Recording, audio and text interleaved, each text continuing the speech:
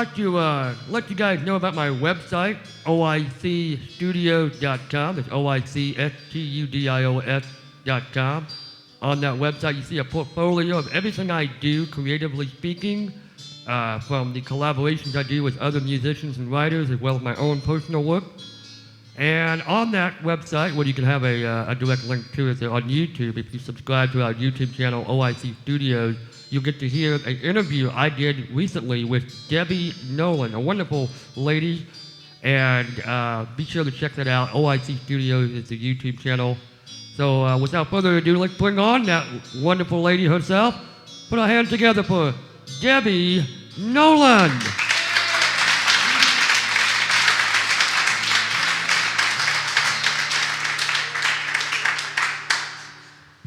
Good evening.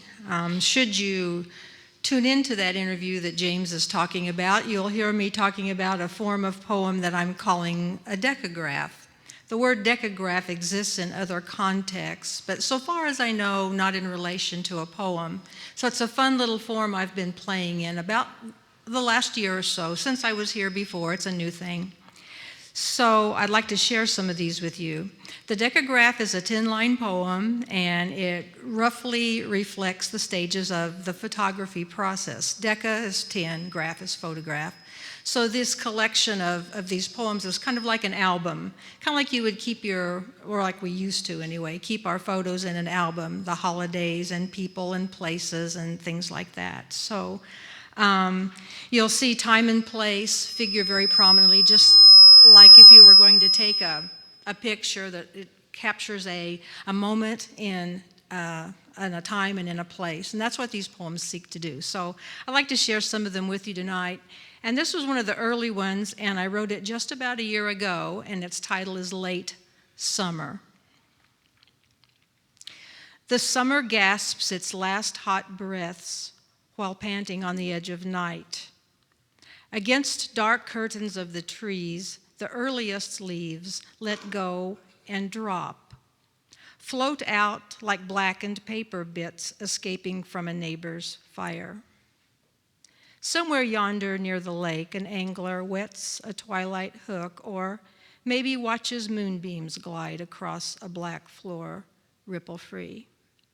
That's late summer. If you would look at this on the page, you would see that it's a little rectangular shape. I write these mostly in iambic tetrameter, which gives it this size, and I like that, and I like the sound of that too. So you'll hear that repeated rhythm pretty much in most of these. So that was late summer. That was the first one of the very early ones. So sometimes our photos are about people. People are the subjects, and so that's the case with this next one, called Hospital Volunteer. On Monday after Mother's Day, the father of my old school friend is wheeling patients to their rooms. He must be nearly 90 now, his dark blue blazer neatly pressed. "You look so good," I say, sincere. "I walk and exercise," he says, and she did too. He looks away. "I know you miss her." "Yes," he says. He parks the empty chair and waits.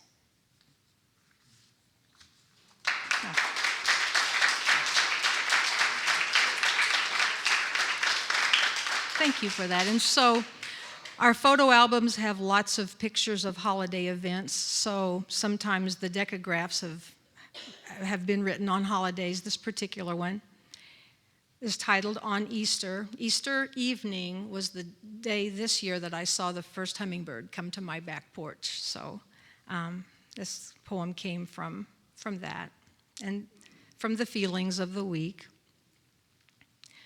On Easter. The red buds resurrect my world with purple pink this Easter day. The first migrating hummer flies on faith to feeders on my deck, to sip where it before has sipped. The sun slips out of sight with just the glow it leaves behind in view.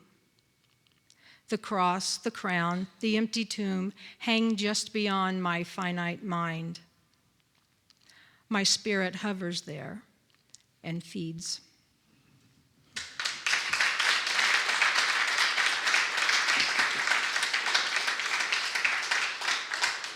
That was a comparison that you probably hadn't heard before. Kind of a different sort of juxtaposing of ideas. And in keeping with the holiday theme, here's Christmas birds. Gary and I were traveling to Sedalia for a Christmas dinner, I think it was. I think it was actually on Christmas Day. And this is something that I saw on the road on the way up here. Christmas birds.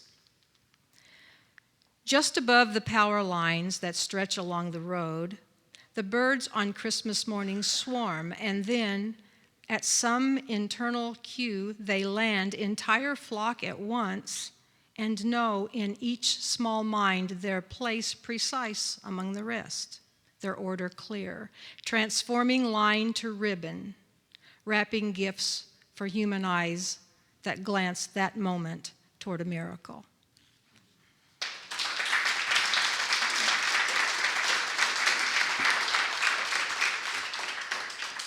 And my last one for this evening, sometimes we have silly pictures in those albums. This is kind of a silly one.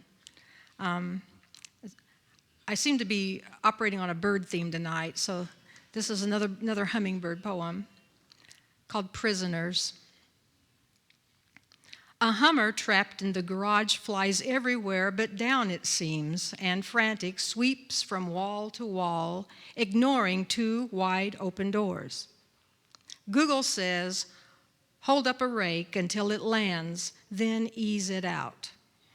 So here, like Lady Liberty, I stand with rake raised like a torch. An hour later, who's to say which of us longs for freedom more? Thank you.